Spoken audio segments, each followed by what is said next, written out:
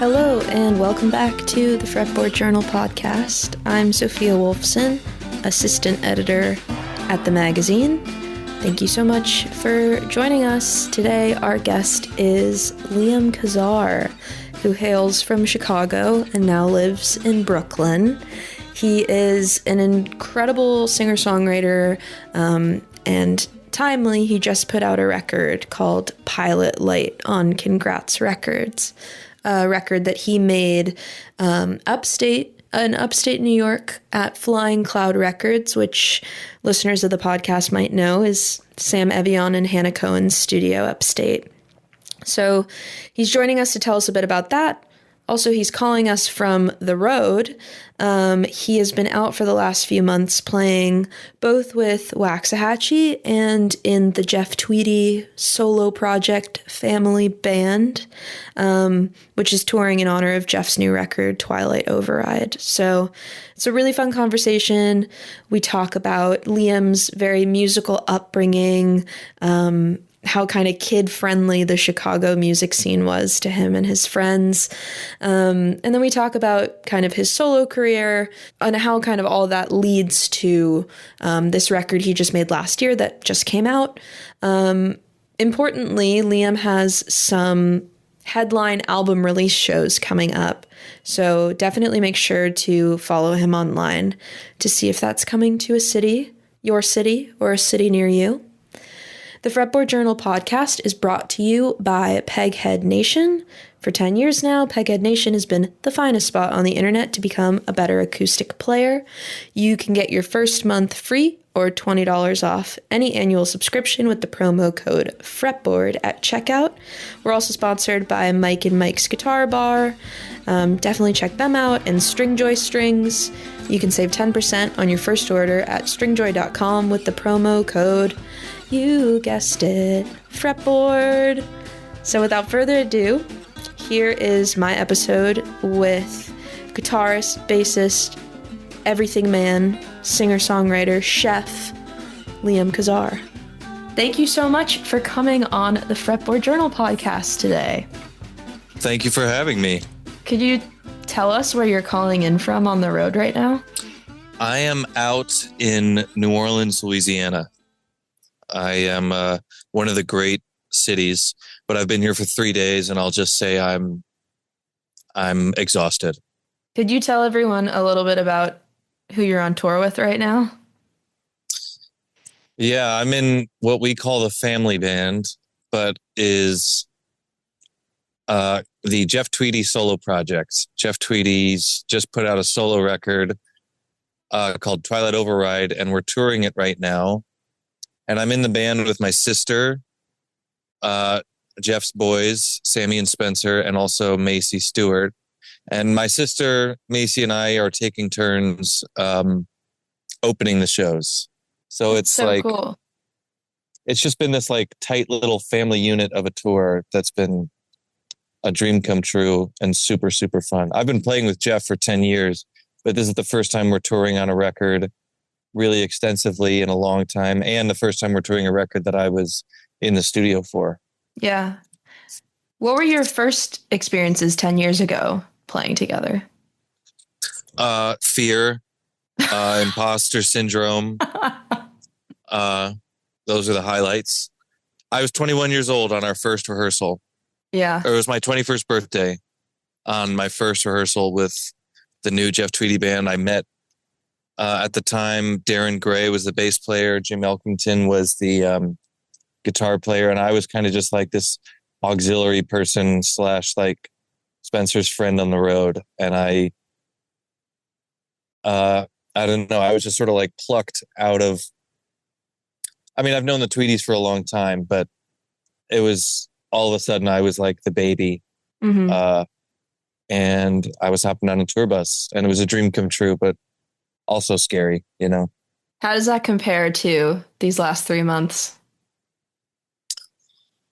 Well, Spencer and I consider ourselves graduates of the Jeff Tweedy School for Touring Boys. And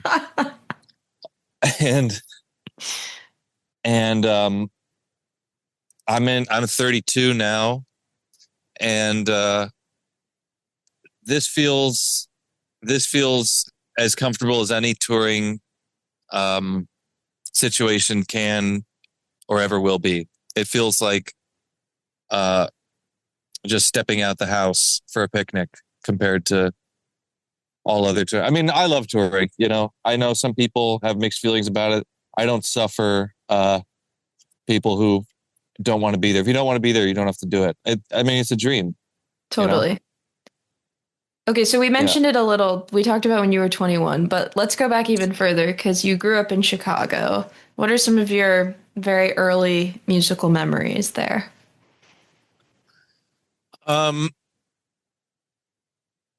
My father plays music, and my earliest musical memories are listening to my dad's records. Songs in the Key of Life is a very early memory. My first concert, I think, was a Leanne Rimes show. Sick. So that's an early memory. But music is just a constant in, our house, and still to this day. My dad plays every family gathering. He has the guitar. He does all the Christmas songs. So music is always important. And then I kind of started playing it as just following what my older sister Sima was doing. Like, she started taking piano lessons. So then a couple years later, I started taking piano lessons. And she got into the choir. So my parents tried to get me into the choir, but I didn't get in. Stuff like that. Yeah. So kind of just younger sibling following suit sort of stuff.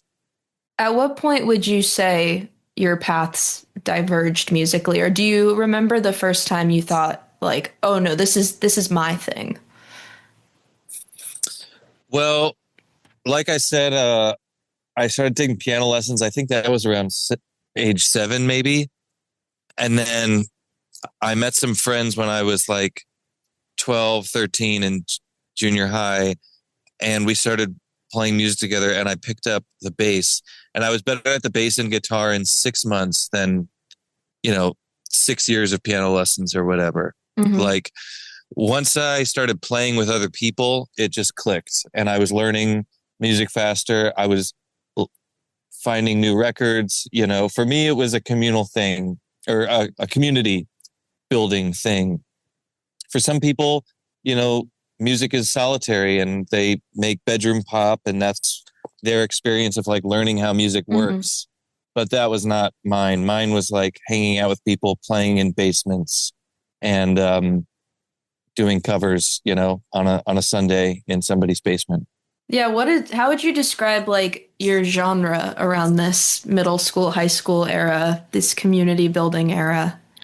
Very classic rock. We're doing like Allman Brothers, Jimi Hendrix, but then like also we're going to do some Green Day and the Strokes and the Ramones. Just like you're just sort of like long arc of rock history. We're going to give you the hits, maybe the Clash in there.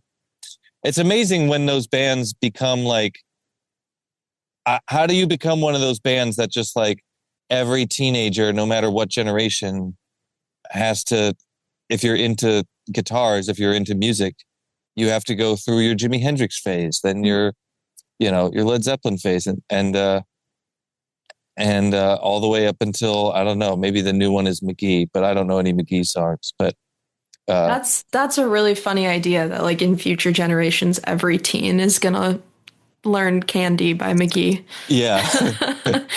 Good luck. Yeah. Gotta have the right gear. Yeah. Okay, so you've mentioned that you play in a lot of other bands and you've been doing this since high school. At what point do you have the pull to want to do solo music? At what point do you start writing your own songs? I started writing my own songs like maybe that first year of playing with my friends. I think I wrote my first song when I was like 13. Do you remember what it was? Yeah, the lyrics are like, when I was 3, I flew across the ocean blue. In the summertime, I I get so high. I don't even know why. I try and I try. I think that was the chorus. Gorgeous. That was my first song when I was 13. It's a hit. Yeah. Believe it was called In the Summertime.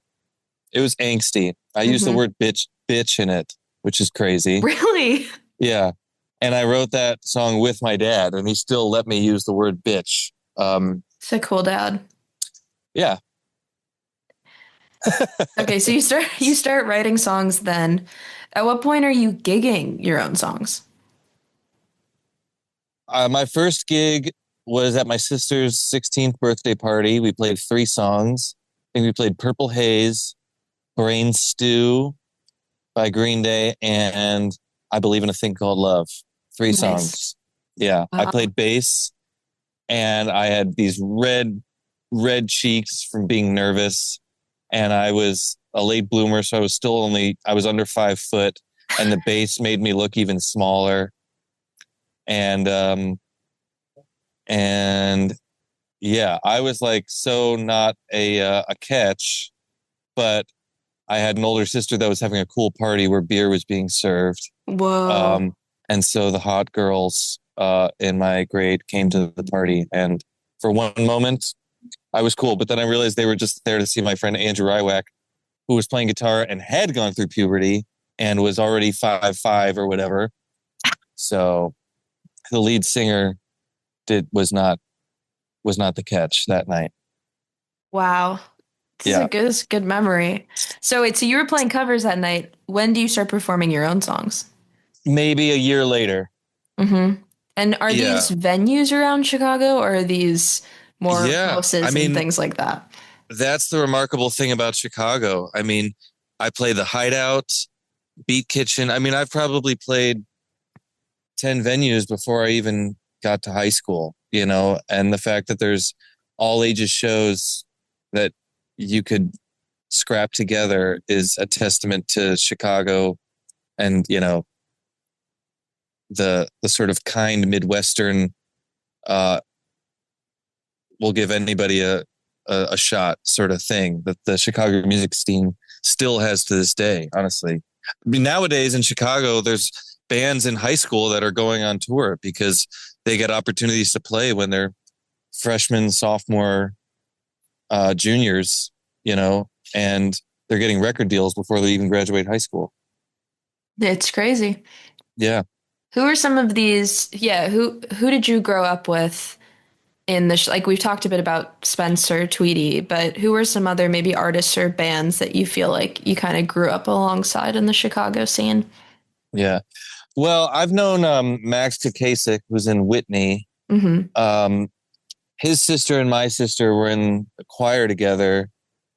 So we knew the Smith Westerns, which is Max's old band. When we were in high school. I was in a band called Kids These Days when I was in high school that was like doing a lot. We were kind of like this is Questlove's words, not mine, but passing the torch from the Roots to Kids These Days. I think that was a tweet at one point, just to give you an idea of the music. Is hilarious. That we were making. Yeah. Or passing the baton. I messed up that phrase.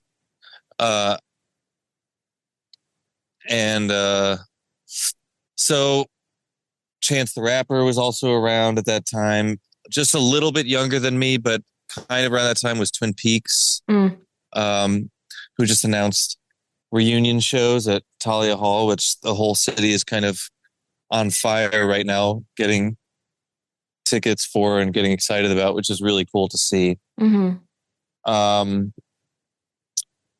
Yeah, that was kind of my community. And then because of Vic Mensa, who was the rapper in Kids These Days, was already doing a lot of stuff, there was like a sort of older hip hop community that I was, getting to know as well, like the cool kids and stuff like that. Mm-hmm. Can we talk a little bit about some of we're going to get to the instruments you play now, but what did you grow up playing? What was in the house? I was lucky with gear growing up. My dad had gear. Every band I was in would rehearse in my basement because my dad had a PA. Mm-hmm. Sounded pretty good too. And like still to this day, I have an amazing 1969 P bass that my dad got from his roommate in Greenwich Village. My dad's from New York and was living in Greenwich Village in the 80s, like in the early 80s, CBGB era. Saw all those bands at CBGB and maybe Mud Club and stuff. And his roommate had an old Ampeg B15 and a 69 P bass. And they were living together in an apartment in Greenwich Village. And then one day his roommate, like, I think met a woman and they just sort of like skipped town and never came back. Whoa. And my dad was like, do you have rent like for this month? And he was like, I don't, but just take my bass and my amp. No way. And I think the rent probably split between them was like maybe $200 each. And so I think my dad had to cover rent that month, but he smartly held on to this bass rig, which is an unbelievable rig. Lane, who plays bass in my band a lot, Lane Beckstrom, an amazing bass player, he calls that bass the Cadillac. Nice. Because it really is just the platonic ideal of a bass. Or the gold standard, rather. And then for guitar, when I started playing electric guitar, I learned on my dad's Strat that we call the Bastard Strat because it has a non-fender neck on it, and it has hot rail pickups, but it's got a early 70s Strat body with most of the paint like stripped away. Like it was like a player's guitar, you know? And it sounds amazing, but the hot rails are in the neck position. And I always liked the neck position, I think, because it was like, I didn't realize it at the time, but it was like basically a humbucker, but on a Strat. And it just sort of sounded louder and beefier. And I liked that when I was a teenager. And then when I went to the neck position, it was like harsh and naked. And it just highlighted how bad at guitar I was, you know? So I learned to play electric, you know, learning my Jimi Hendrix riffs on a 70s Strat, a Frankenstein sort of 70s Strat. And then for acoustic guitar, my dad had a Guild also from the 70s. I mean, I'm as lucky as anyone could be, you know, for getting out the gate, like playing the good stuff. Yeah. And then when I graduated when I graduated 8th grade and I was getting really serious about music, my parents, for like a graduation gift, decided they were going to get me my own acoustic guitar. And at this point, I already knew Jeff Tweedy, and I'd gone to see Jeff Tweedy at the Vic in Chicago, and I asked him about what guitars he was playing. I think this was the first time he really registered that I was like someone who was interested in music. Right. Not just Spencer's friend. Not just Spencer's friend at the park down the street, you know? And he told me to go to Midwest Buy and Sell in Chicago and look for a 70s or late 60s Gibson because they were still pretty cheap. And I got a 1971 LG1. Sick. For, I think $1,000, which is a lot of money to get for a teenager. Yeah, you're like, what, 13, 14 when you graduated middle school? I was 14 years old. Graduated middle school. Also, my birthday is in May, right? When you graduated. But still, I think my parents saw that I was really, really, and it's still the guitar to this day that I've written every single song on. It's my only acoustic guitar that I care about. It's the only one I have. It's that same 71 Gibson LG1. That's my guitar. Yeah, that's a forever purchase. Yeah. So it was a good purchase. But I don't know. Thanks, Mom. Thanks, Dad. Have you noticed it kind of age with you? I mean, we've both physically aged very much. It used to have all this detail, this like flower detail on the pick guard.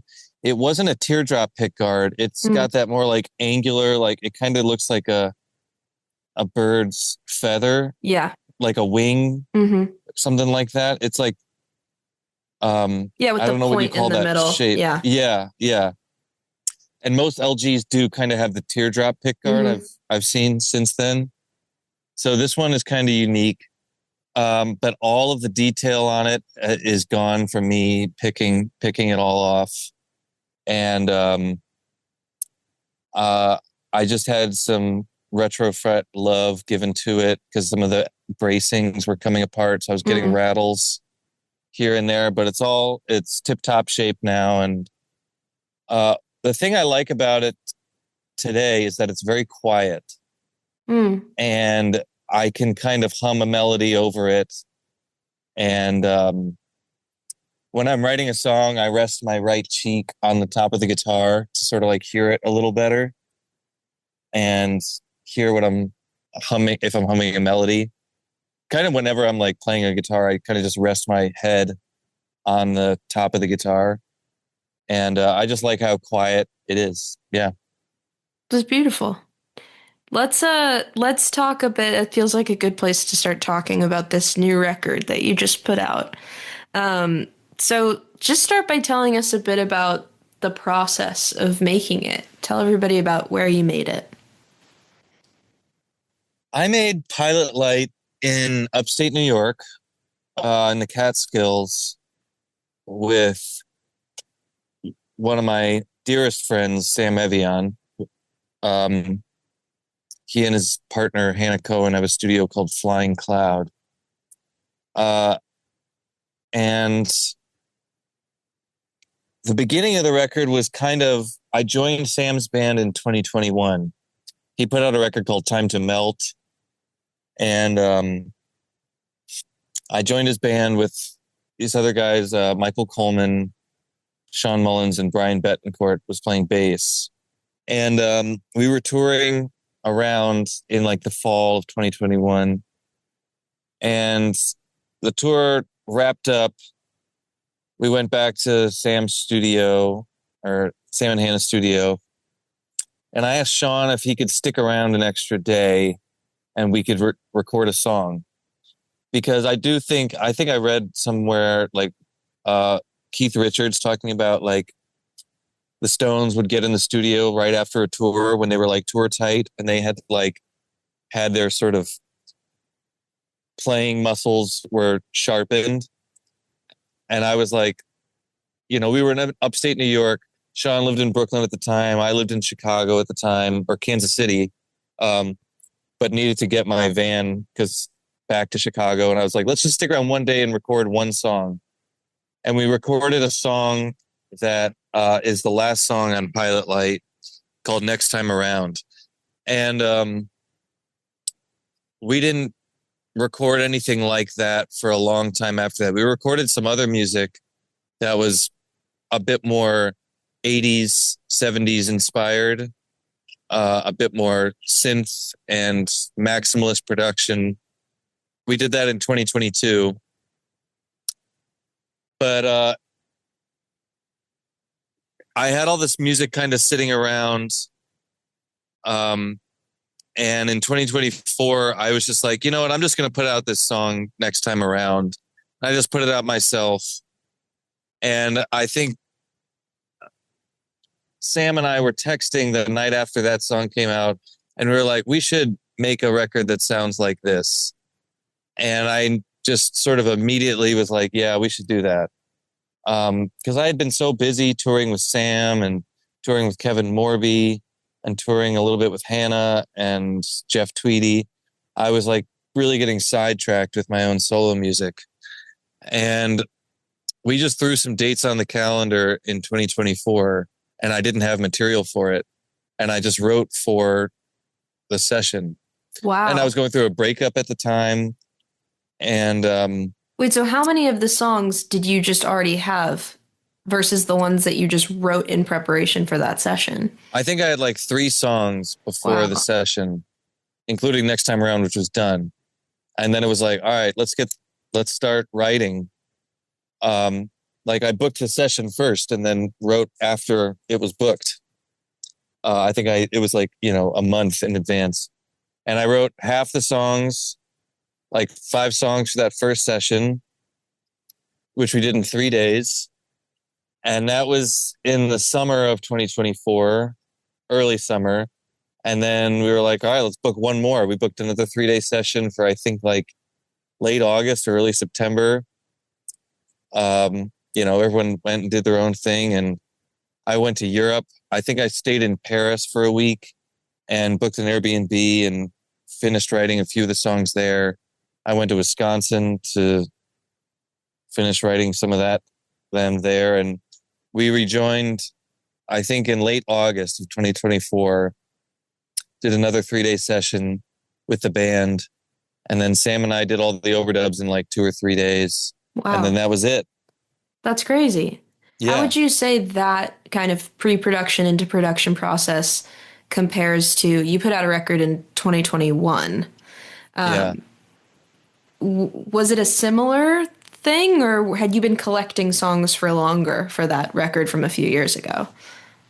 That record was much more piecemeal because I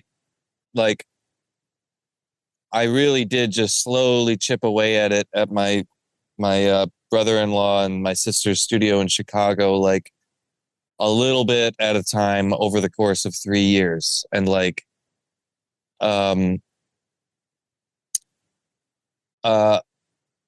there's little to no, like, everyone in the room making noise together. It's right. Like each song on that first record is like, okay, here's this drum take.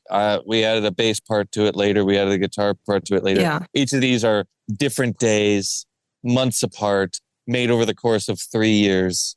And I still love the way that record sounds, but it was just made in a completely different way than how Pilot Light was made. Pilot Light is, and I think you can hear that it's for the most part, 4 people in a room playing with pretty minimal overdubs. Yeah. Could you talk about just a little bit of the gear? What were you using at Flying Cloud?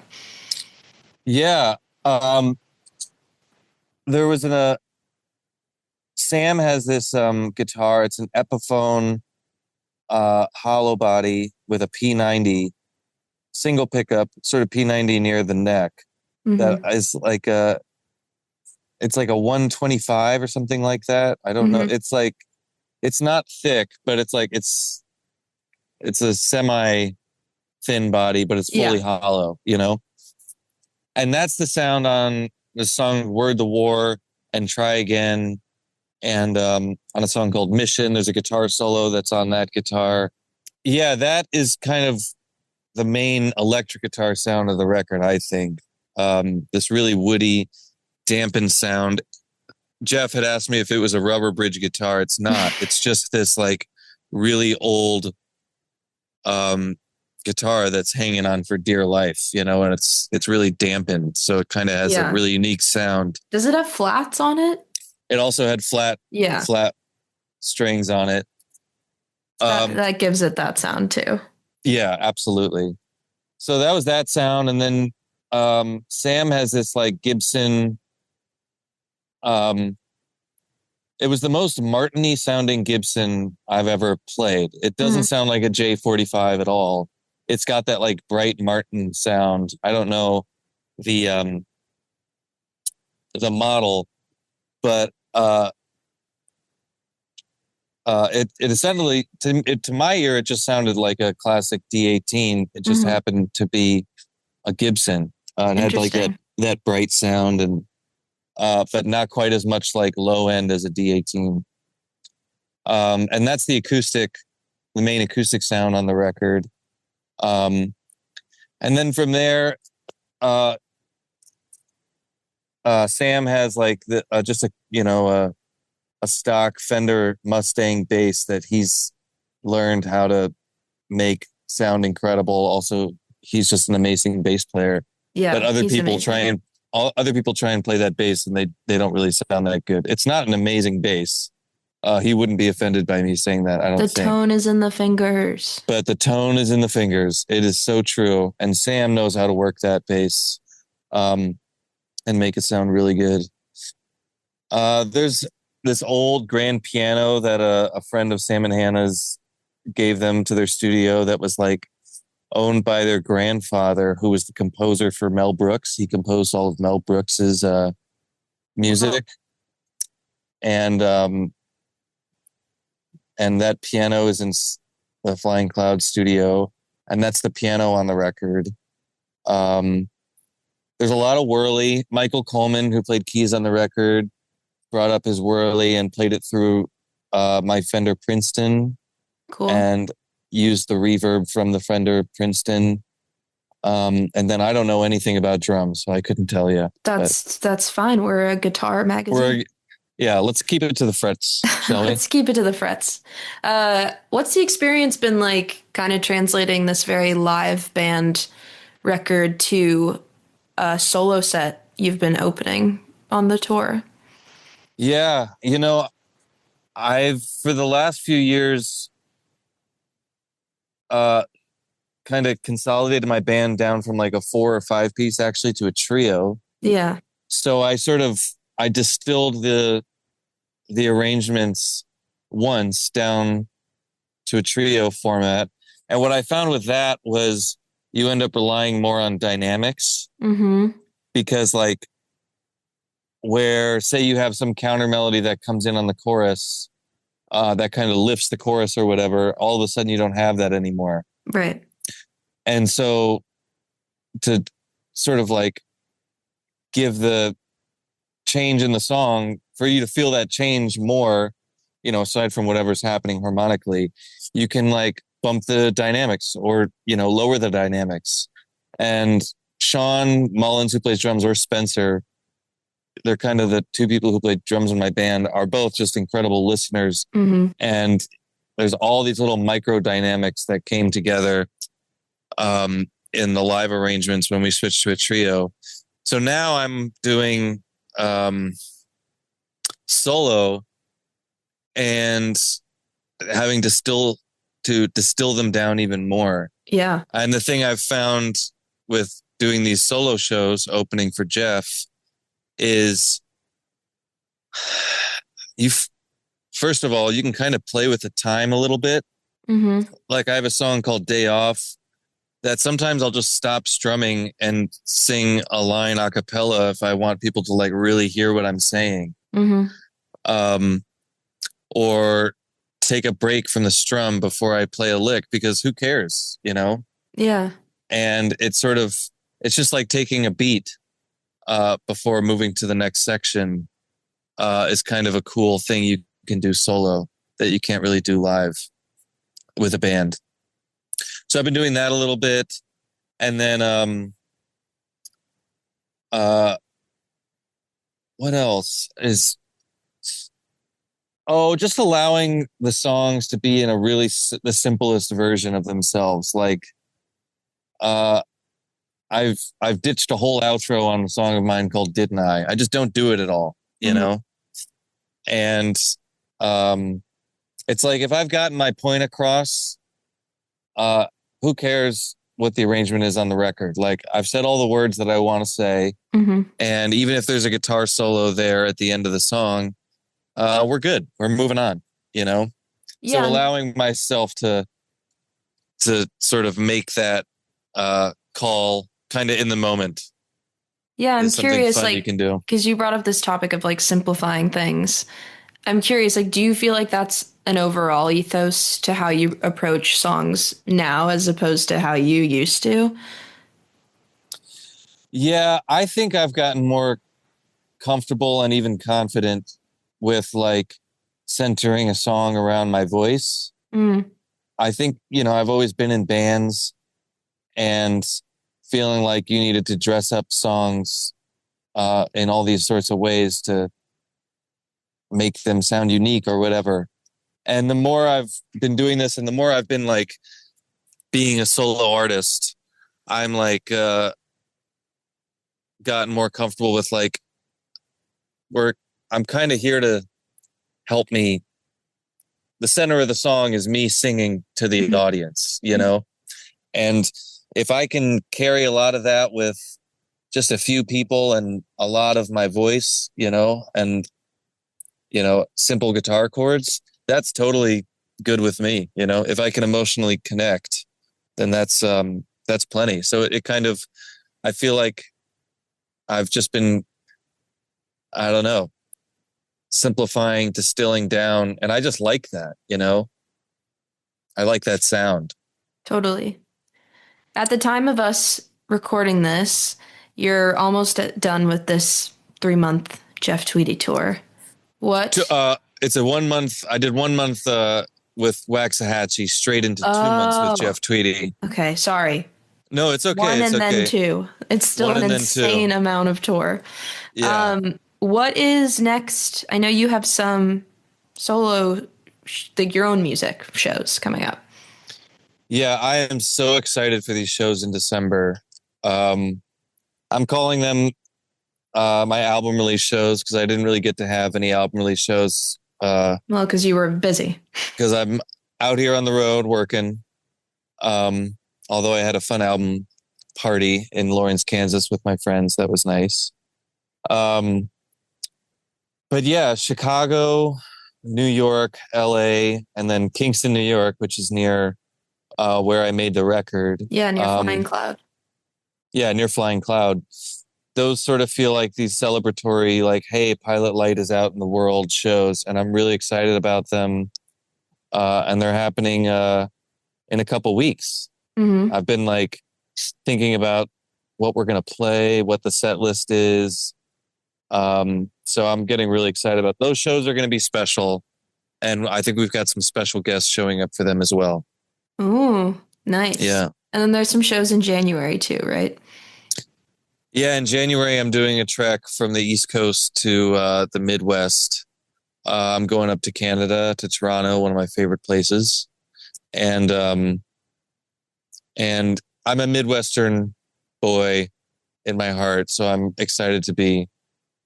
I literally, like, I live in Brooklyn now, and I cross over, you know, into Michigan if I'm coming through Canada, or out of Pennsylvania into Ohio. I hit that I-80 turnpike in Ohio. And I go to that first rest stop and go to the Starbucks or whatever and fill up my van with gas. And I'm like, I'm home, baby. And that's what that tour is in January going to be. Is going to be. So I'm looking forward to that. And then we've got more stuff coming later in the year. We're going to be doing a lot of shows. Great. Next year. So that's going to be, I'm excited about that. That's very exciting. I figured a good place to end would be, I've had people on the show before that talk about playing music young and even being in like professional spaces when they're young. And I would like to think some people listening to this might be some kids or teenagers who, you know, are interested in music as a career in one way or another. So as corny as this may sound, do you have any advice for the teenager who, like you, at age 14, was getting really serious and got that LG1? Any advice for that kid that's like really, really getting serious about it, more serious than just taking some lessons? More serious than that. I mean, if you're lucky enough to enjoy or to find something that you love doing, you know, that's a gift in itself. So if you're already there, you know, congrats. You know, you're one of the few people in the world who has found something creative and constructive to do with your time. That's once you get an instrument on your hands, is essentially free. You know, it's a great thing to do. Play music. You're never going to regret having played music. But the thing I'd say, if you want to take it more seriously, is I've played with a lot of people, and anyone who is interested in trying really hard at learning something, people are going to recognize that. So if you're not the most talented person, that really, really, truly doesn't matter. I'll use a friend of mine. His name's Justin Vittori. He's in Chicago, and I mention him because he and I have played together a lot, and we were in a band called Knox Fortune together, and we did this Bowie tribute show together. And he would always sort of say to me about how he felt like he didn't know enough about music theory, or that he was sort of like maybe feeling like he didn't have all the chops he needed for a certain gig. And nothing could be further from the truth, because he just he tried really hard to learn the music. And that was more important than anything. Mm-hmm. You know, giving a shit and trying hard is the best thing you can do if you want people to take you seriously. It's good advice. And show up on time. One last question, because people who are familiar with you or who are listening to this and will become familiar with you know that you're an incredible chef. I would love to hear any very memorable bites on the road. Memorable bites on the road. Trying to remember where I've been. I had some pho in Toronto at the beginning of this tour. Soup is the thing I miss most when I'm on the road. You know, finding good soup that's not too heavy, but is like, you know, I tend to come home from the road and make myself a big chicken soup. Maybe you know something about that. I do. You've made the chicken soup at my very house. I have made chicken soup at your house. And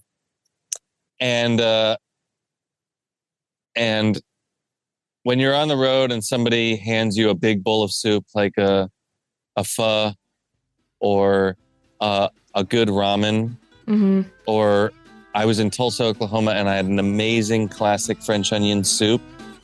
That's just sort of like, it really does warm the body, and you live to fight another day after you've had some good soup, you know?